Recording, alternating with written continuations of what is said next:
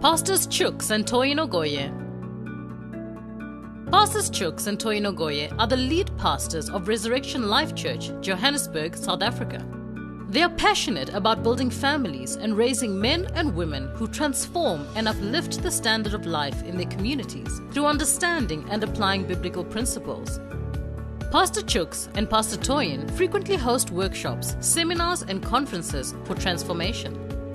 Some of their programs include Kingdom Financiers Conferences, Dream Achievers Conferences, Marriage Enrichment Courses and Seminars, for wives-only seminars, Single Ladies Boot Camps, and Limitless Men Seminars. They are the founders of the Power of Women Academy, a group mentorship for high-impact women, and host the annual Power of Women conferences and amazing Power of Women broadcasts. For more information, please visit www.idelight.co.za and www.reslife.org.za or WhatsApp +27 814 210 835.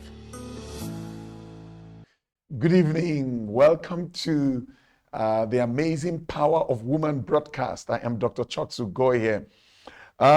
Tonight, we are sharing in the series, The Women of the Bible. Once again, Women of the Bible. And in this series, we have been looking at different characters in the Word of God, women, female characters, that is, in the Word of God, how they use their power wisely or otherwise, how they engage the power, amazing power that God gave to them for the benefit of their lives, their world, and the world at large, or otherwise. All of that is coming from revelation that I shared in this book, The Amazing Power of Woman. I published this book a few years ago, and I'm just blessed to hear the testimonies of what God is doing in people's lives as they internalize the revelation that is in this book. This broadcast is an offshoot or a continuation of the wisdom of this book. And I'm trusting God that every woman on the earth, on the planet, will get a copy of this book, read it, study it, and apply the wisdom therein. All right, so tonight we are sharing Women of the Bible once again. And tonight we want to look at Martha. I've done Martha before, but Revelation is progressive. I've reviewed this character before, but I felt impressed in my heart to go back to Martha again today. And so we will.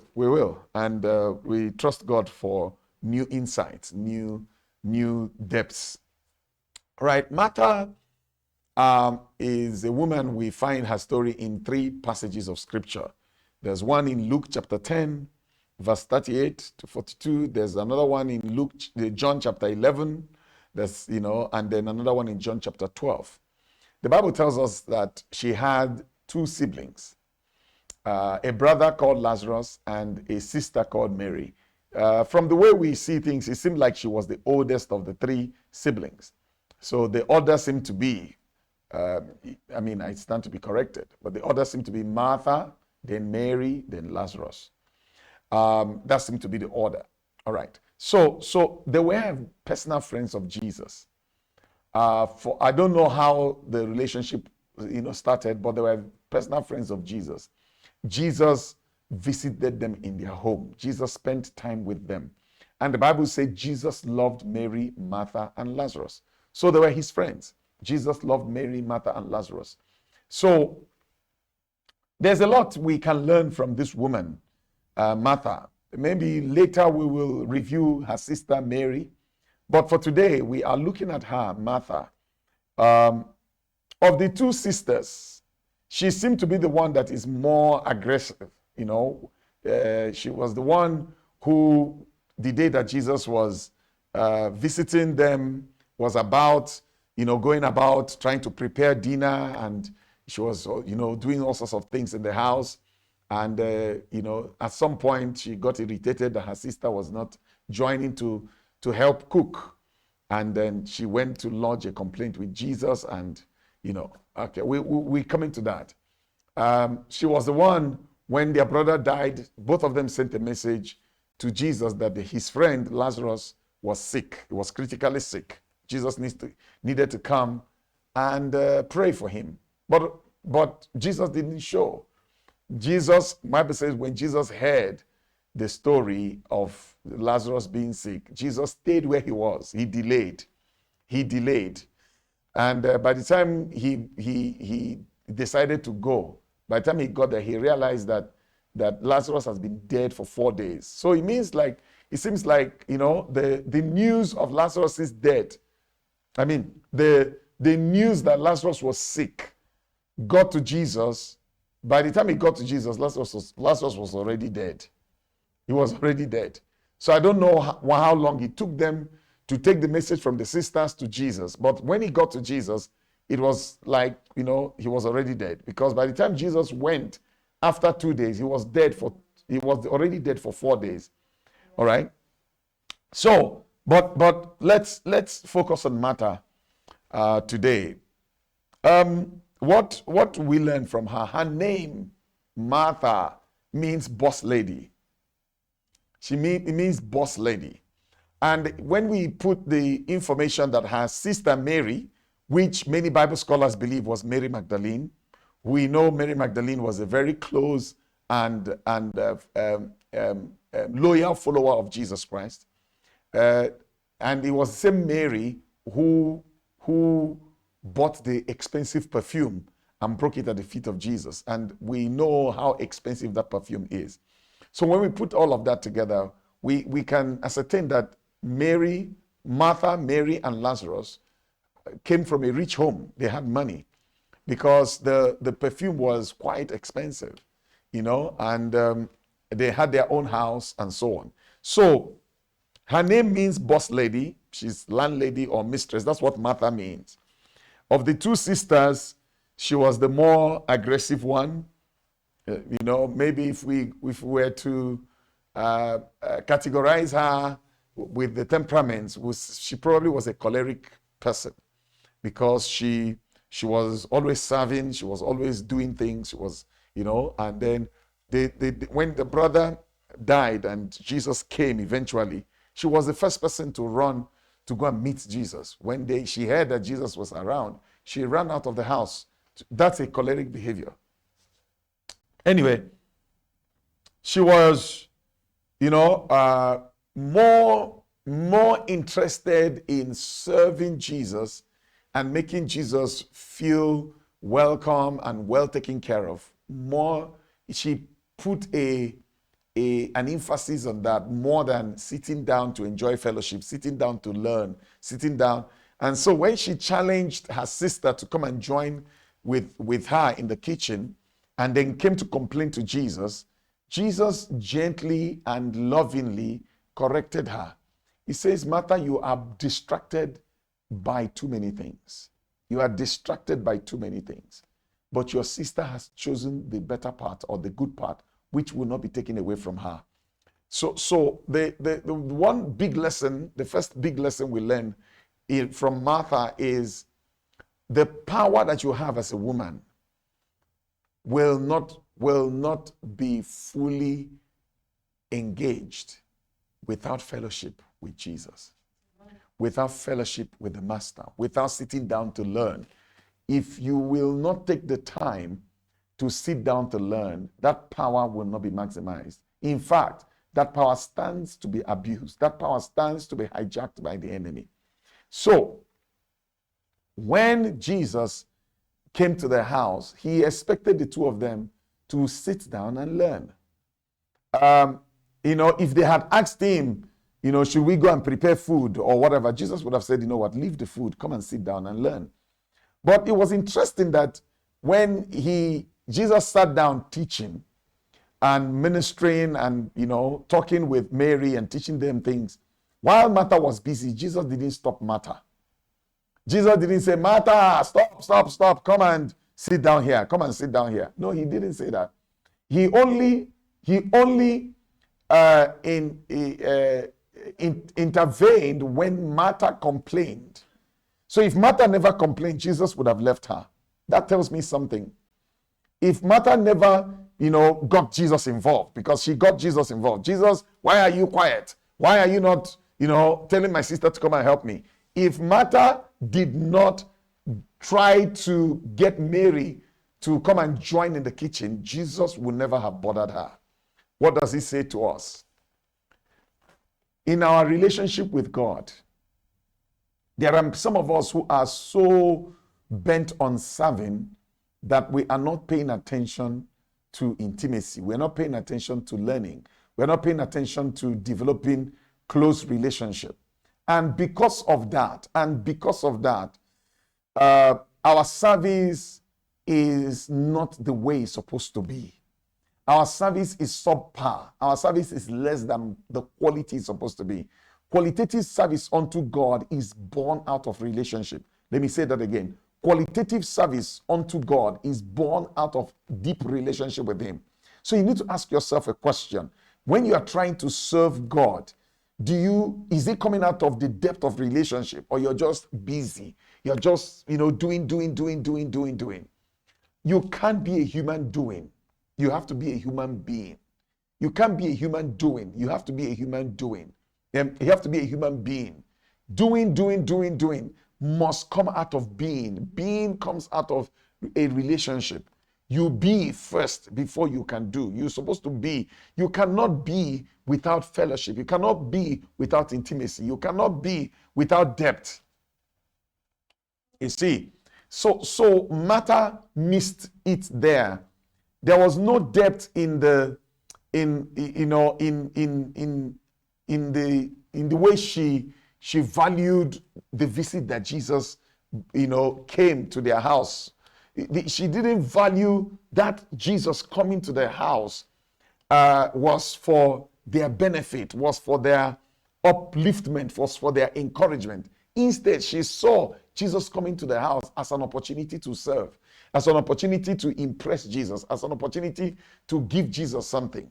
No, Jesus says, I came to you as an opportunity for you to receive.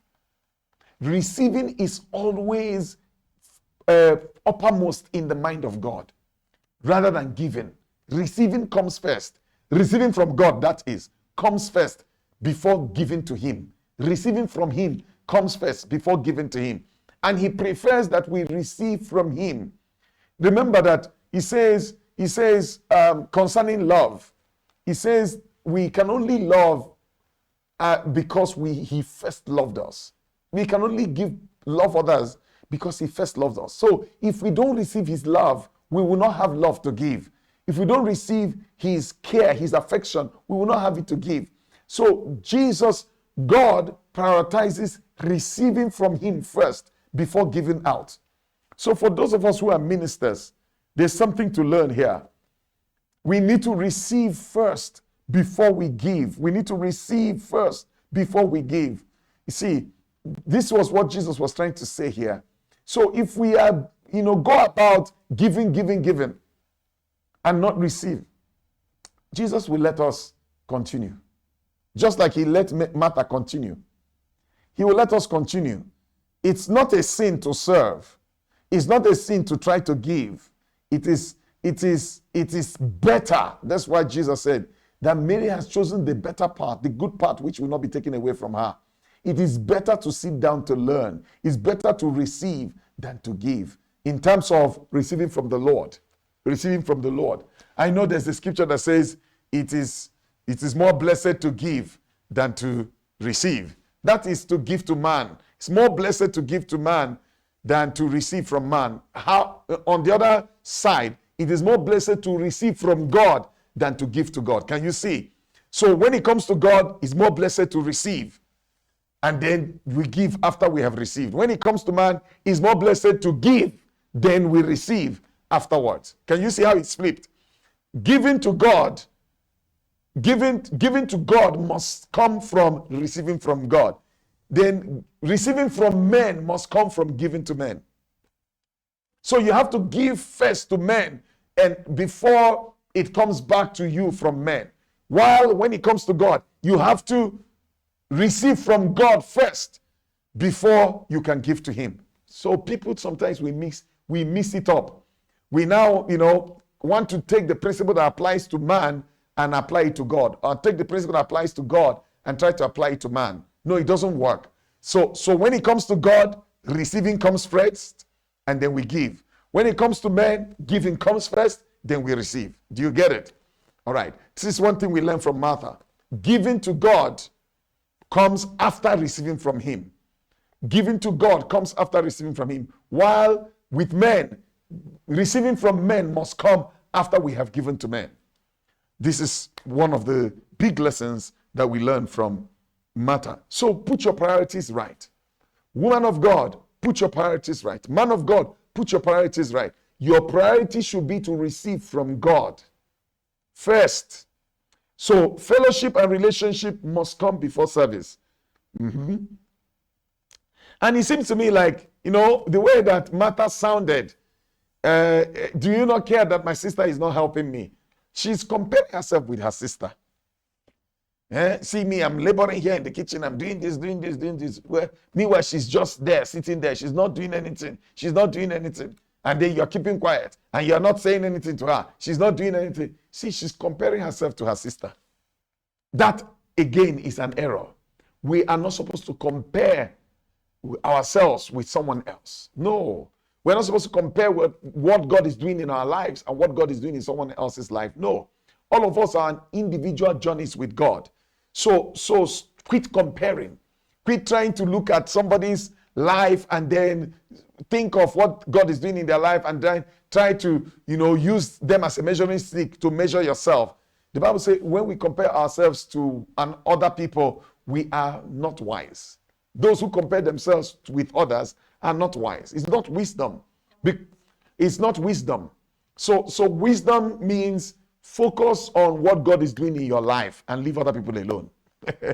Leave other people alone. Focus on the dealings of God, your own journey with God, and leave other people alone. Don't compare the blessing of God in your life with the blessing of God in someone else's life. Don't compare the move of God in your life with the move of God in another person's life. It's foolishness. It shows that you're not matured. It shows that you are foolish. There's some things you need to learn. Don't compare the money you have in the account and the money someone else is earning. When you're doing that, you are not wise. You are immature. Maturity means that you know that your walk with God, the dealings of God in your life is unique to you.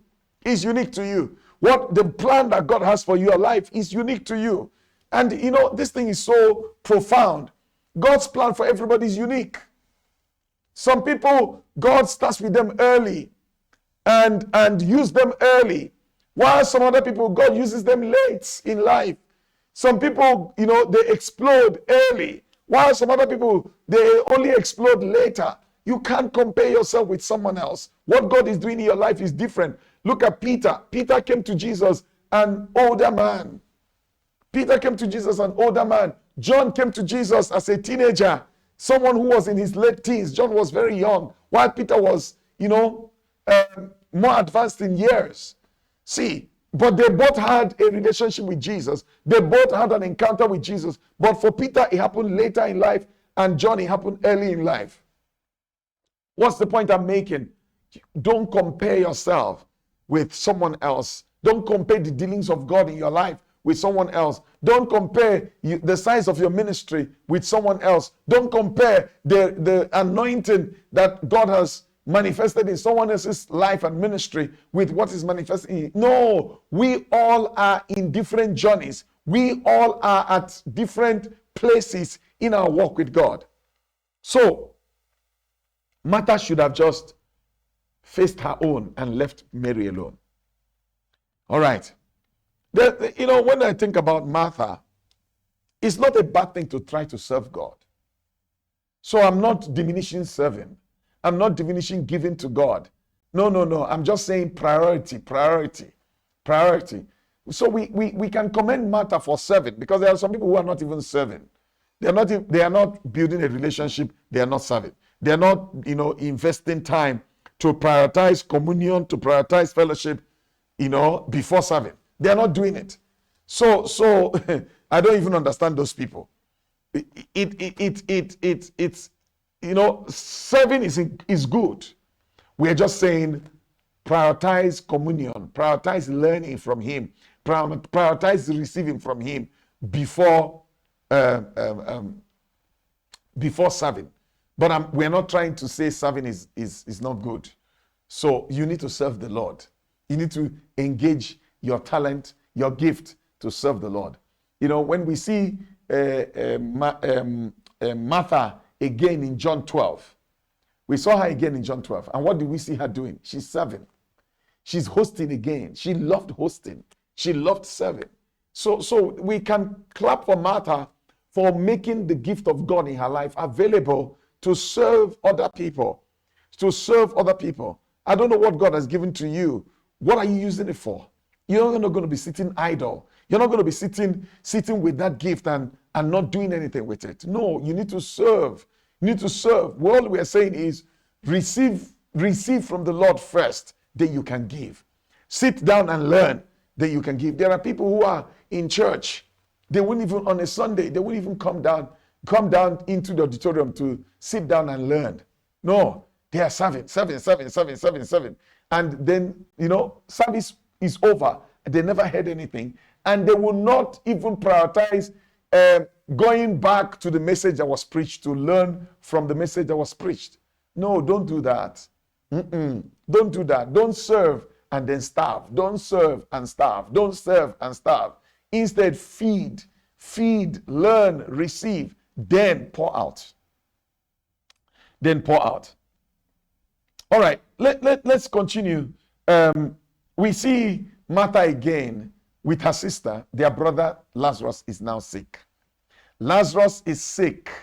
Lazarus is not doing well physically. And they call Jesus to come and help get Lazarus out of the situation. They call Jesus. And guess what? When they send the message to Jesus, by the time the message got to Jesus, it seemed like Lazarus was already dead. Because the Bible says Jesus delayed for 2 more days. And when the time Jesus got to them, Lazarus was already buried for 4 days. And Martha blamed Jesus for not coming on time. She said to Jesus, if you had come early when we called you, our brother would not have died. So Jesus, you are responsible for what has happened to our brother. No. But, she now added something. She said, but I know that whatever you ask the Father, he will give it to you. In other words, it's not a lost cause. So I celebrate her there for her faith. But there's something that I need to say about Martha. Martha should not have accused Jesus of not prioritizing them. No, we never accuse God. See, when you are established in your understanding of the goodness of God, you never accuse God of wrongdoing. There's no wrong in God. There's no wrong in God. God does not do wrong. Even when he's late, he's still on time. When he's late, according to your timing, according to your own timetable and or program and agenda, he's still on time. God is never wrong. There's no bad in God. He is a good God. So if Martha understood the message of the goodness of God, she would never have blamed God. Because when you understand the message of God's goodness, you never blame God. Never. Even when he didn't show up, or when you thought he should show up, he's still good, and good is going to come out of it. Good is going to come out of it. Yes, you prayed and wanted, a manifestation and wanted a breakthrough and wanted an answer. And God didn't answer you when you wanted him. Don't get bitter at God. Don't get angry. Never forget that God is absolutely good. And he's good all the time. Even when he's late, he's good. Even when he's late, he's good. Because he is going to do something mighty by his late coming. In this case, Lazarus had been dead for 4 days. And according to the Jews, when someone is dead for more than 3 days, then it's a lost cause. It's an impossible case. Because they believe that the spirit of somebody who is dead hovered around for 3 days before he departed. So if they raised Lazarus from the dead immediately, they will say, his spirit was still around in the house. But Jesus allowed 4 days to pass before he showed up, so that Lazarus was dead, like proper dead. And when he came and brought him back to life, That was why that miracle was very resounding. See, there was something about Martha. Martha said, I believe that you can raise him. I believe you can do something. When it was time now to do something, Jesus said, go and roll away the stone. Martha said, this man, our brother has been dead for 4 days. He's smelling now. In other words, Martha had only head knowledge. He had a mental accent to the power of God. Her heart was not connected deeply. And there are many of us who say God is good, God is able, God can help us, but our heart is not deeply connected with that truth. No, we still doubt. Because when they said, okay, let's go and do it. Let's go and raise him from the dead. You now said, let's not bring him out. His body is smelling. It's been 4 days, he's been dead. That body has started, decaying. But what she forgot was that with God, nothing is impossible. That God is able to make a decaying body go back to normal and then come back to life. And that's what Jesus did. They rolled away the stone, and Jesus, called Lazarus. Lazarus, come forth. And Lazarus came out from the dead. And Martha and Mary experienced a resurrection that was phenomenal. A resurrection that was, like beyond any critic can, whatever any critic can say. That resurrection was powerful. Now, I'm having to stop here for today. I just want you to know this. Martha knew about the power of resurrection. And she said, no, my brother will rise on the third day. Where did she get it from? The things that they were learning from Jesus. Martha knew some spiritual truth, but she needed the truth to sink down. So I want to say to you, it's not enough to know truth in your head. You need to know truth in your heart. What you know in your head needs to go down in your heart. And that was, what it was for Martha. That truth in her head needed to go down into her heart. And it was the truth that's in your heart that truly makes a difference for you. I hope you got some lessons from the story of our sister Martha. We will look at our sister Mary at another episode of The Amazing Power of Woman as we consider women of the Bible, another character, Mary, next time we meet. God bless you. I'll see you. Enjoy the rest of the evening. Share this broadcast with somebody. Share this teaching with a friend, with a sister, with somebody. Learn, and then play it again. Learn. God bless you. Good night. I'll see you next time. Bye-bye. Why are you still single? Do you feel you're not ready yet? Do you say it's not my time yet? Have you made mistakes in the past and now you're stuck in a complicated situation? Or perhaps you've given up totally on the idea of marriage? Why not join Pastor Ogoye, author of The Amazing Power of Woman book, and his wife, Pastor Toyin, the founders of the Power of Woman Academy, at the next Single Ladies Boot Camp to explore and answer your questions. A big miracle could be waiting for you. For more information, visit www.stlbc.co.za or WhatsApp 081 421 0835.